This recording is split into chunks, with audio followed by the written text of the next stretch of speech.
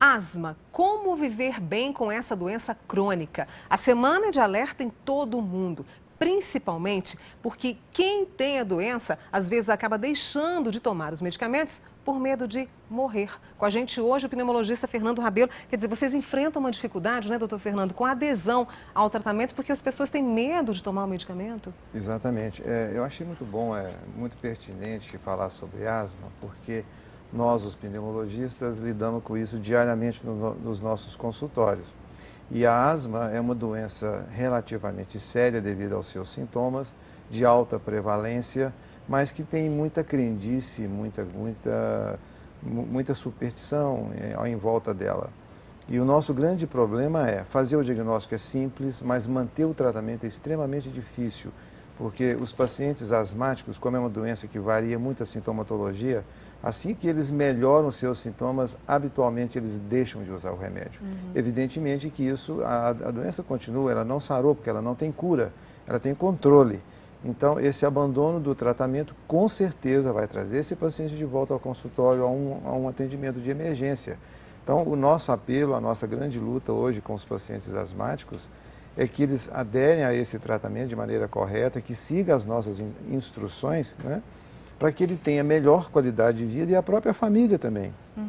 Porque a asma é uma doença que leva pessoas a faltarem ao trabalho, a faltarem às faculdades, às suas escolas, envolve normalmente os familiares, tem uma incidência grande entre crianças e jovens, então, quer dizer, essa família fica também dependente dessa doença e os próprios familiares também não sabem, não são orientados a tratar corretamente esse seu filho, esse seu parente. E o tratamento, a base dele é a medicação? É a medicação. E não tem nada disso de que vai morrer do coração? Nunca, jamais, não, não existe. A asma, até algum tempo atrás, o grande problema eram as tais bombinhas, né? Que as bombinhas têm um estigma terrível, né? Porque há uma crença de que essas bombinhas causam doenças cardíacas e atacam o coração. Primeiro que hoje nós quase nem usamos bombinhas mais, porque nós temos novos medicamentos mais modernos que hoje dispensa praticamente o uso dessas bombinhas. São remédios extremamente seguros, extremamente confiáveis, controlam o problema, só que tem que usar para sempre, até que nós tenhamos uma outra forma de tratar a doença. Enquanto nós não temos, esses são os nossos remédios que nós temos. Mas o nosso apelo e a nossa luta é que eles mantenham o uso desse remédio, mesmo estando bem. Porque a partir do momento que ele deixa de usar o remédio, os mediadores que ele tem dentro lá dos pulmões, são chamados mediadores inflamatórios, eles continuam lá. Então a doença não sumiu, ela apenas melhorou temporariamente. Então o uso contínuo do tratamento é que mantém o sucesso desse tratamento.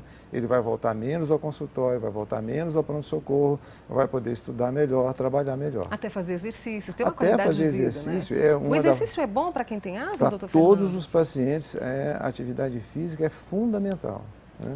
Então, essa história que, se eu corro eu canso, usa o remédio antes, isso tem que ser bem orientado. Mas a simples prática de uma atividade física melhora consideravelmente os sintomas e a volta aos atendimentos de emergência. O senhor passou para a gente que são 300 milhões de pessoas no mundo hoje com asma, 250 mil mortes por ano. Para diminuir esse número, é preciso isso que o senhor acabou de falar para a gente, medicação e uma vida equilibrada, vamos dizer assim, doutor Fernando? É uma doença de alta prevalência, né, em torno aproximadamente de 300 milhões, varia de 1 a 18% de prevalência, dependendo de regiões, costumes, culturas, né? Aproximadamente 250 mil mortes por ano, é muita gente morrendo de uma doença que pode ser controlada, né? E tem alguns estudos recentes, um até feito aqui na América Latina, com um grupo muito grande de pessoas. Enquanto esses pacientes foram acompanhados usando os seus remédios, havia um controle próximo de 90%. Mas quando esses pacientes deixaram e foram apenas arguidos por telefone a longo prazo, a taxa de controle desses pacientes não chegou a 4%. Nossa, porque todos abandonaram, né? Fica esse alerta, né? E outra coisa, as pessoas não são orientadas pelos médicos. Muitos médicos que tratam asma nem são pneumologistas, né? Então, eles não têm uma percepção real da doença, se ela é grave, se ela é leve, se ela é moderada. Muitos pacientes graves se acham leves e muitos leves se acham graves. Então, eles são mal orientados. Então, essa orientação e essa sequência, esse acompanhamento de tratamento é fundamental para que eu consiga fazer o meu trabalho e dê uma qualidade de vida melhor para o meu paciente. E que bom que a gente fez esse alerta aqui hoje no Bem Viver, numa semana tão importante. Quero agradecer mais uma vez a participação do senhor aqui, Dr. Fernando Rabelo, pneumologista. Claro, nós vamos nos encontrar ainda mais. Muito obrigada. Eu que agradeço. Um bom fim de semana. Obrigado. Quem nunca sofreu uma decepção amorosa? É o risco que se corre quando a gente se relaciona com o outro. Só que esse ponto final, gente, dói, né?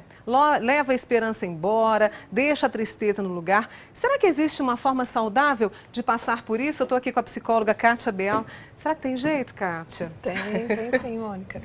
Vou começar com as perguntas antes da gente passar as nossas dicas de hoje. Olha, a Kelly Ferreira mandou um e-mail pra gente, Kátia. Ela tem 30 anos, uma filha de Uberlândia, foi casada durante 12 anos. Há 2 meses está separada, né? A convivência já não estava muito bem. Os dois têm um gênio muito forte. Ele é um pouco agressivo. Há 2 meses ela descobriu uma traição. E ela gostaria de saber como lidar com a vontade que tem que ele reconheça os erros, né, durante 12 anos de relacionamento, e o que ela faz para superar isso? Na verdade, é um pouco mais complicada a situação, porque eu não sou responsável pelo sentimento dos outros, né? O outro só vai mudar, só vai deixar de ser agressivo, só vai ser diferente na relação se ele quiser. Eu não consigo mudar o outro. Então tem que partir primeiramente da pessoa. Não adianta eu me casar com alguém ou eu entrar num relacionamento esperando que o outro mude ou que ele seja da maneira que eu quero que ele seja, se ele não quiser ser diferente, né? E as decepções amorosas, elas acontecem por inúmeros motivos, né?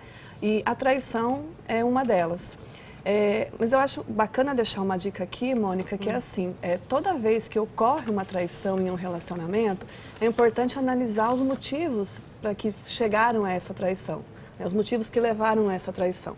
Quando se tem uma necessidade de buscar uma terceira pessoa em um relacionamento que era de 2, é porque algo na relação de 2 não estava legal. Então, cabe às 2 pessoas avaliarem, refletirem o seu posicionamento no casamento, nas relações, no namoro e muitas vezes se questionar também, será que eu também não tive participação nisso? Em que momento eu posso ter errado com o meu parceiro? Porque não dá para nós colocarmos só a culpa no outro, né? O fracasso no outro, a gente projeta muito. A gente projeta muito no outro e idealiza muito a outra pessoa, sendo que nós teríamos que nos preocupar primeiro conosco, né? No caso aqui da Kelly, conversar ou melhor esquecer, seguir um outro rumo? Parece que está meio pesado, né? Está meio pesado. As decepções, em geral, elas são sentidas como um luto mesmo. É semelhante a quando eu perco alguém que eu gosto porque ela morreu. Então, é importante deixar essa fase de luto passar, né? Viver essa fase mesmo, chorar o que tiver que chorar, sentir, sofrer, conversar com uma amiga, ter alguém para desabafar ou até mesmo procurar uma ajuda profissional. Mas, enfim, eu acho que tem que ser um momento de reflexão, de parar para ver aonde também eu posso ter errado e parar de procurar pessoas erradas, né? Parar de procurar no outro. Primeiro tem que fazer uma autoanálise, saber o que eu quero e, enfim, no final eu vou deixar algumas dicas, mas tem algumas perguntas que a gente deve se fazer antes de entrar numa relação. Então vamos passar para a história do Marcelo agora. Ele vive um relacionamento homoafetivo há 9 anos. Acredita, né? Porque na última segunda-feira, dia 29, parece que eles terminaram. E ele contou pra gente que o companheiro é dependente químico, por esse motivo já terminaram várias vezes. Ele não suporta ver o companheiro se destruindo, né? E também tem muita mentira na relação.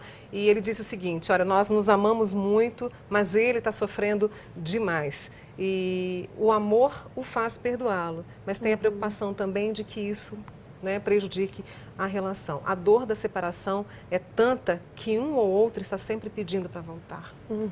Tem muito isso. Eu não sei se é o caso, né, do Marcelo, mas tem muitas pessoas que são carentes e no momento de carência elas acabam fazendo qualquer coisa, né, tendo ciúme demais, zelando demais pelo outro, querendo sempre de volta, não conseguindo sair dessa relação. Por isso que as pessoas fazem escolhas erradas, porque em algum momento de carência, por qualquer outro motivo da vida, não só no lado afetivo, elas acabam projetando, como a gente já falou, e buscando em outras pessoas a solução para alguma coisa dela. né? Então tem muito a ver também com a carência, com essa projeção que eu faço em cima do outro, para que ele supra as minhas necessidades. Por isso que muitas pessoas não conseguem colocar um ponto final. Vai e volta, pede para voltar, não consegue separar, não consegue quebrar aquele laço, aquele vínculo. Muitas vezes é por conta dessa carência mesmo. O medo de ficar sozinho também? O medo de ficar sozinho, né? E o medo de ficar sozinho envolve a questão da carência, porque você sempre acaba fazendo escolhas com base, né, naquilo que você acha que o outro vai trazer para suprir essa necessidade. Eu costumo citar uma frase, acho que é da Marta Medeiros, que nós não devemos pensar que nós somos a metade da laranja e procurar outra metade. A gente tem que pensar como uma laranja inteira e que o outro também venha inteiro para mim, para que juntos, com dois inteiros, a gente consiga caminhar lado a lado e não que um tenha que completar o outro, né? Que andem juntos, lado a lado. Esse papo tá bom, né? A gente continua daqui a pouquinho. O Bem Viver volta já, não sai daí não, tá?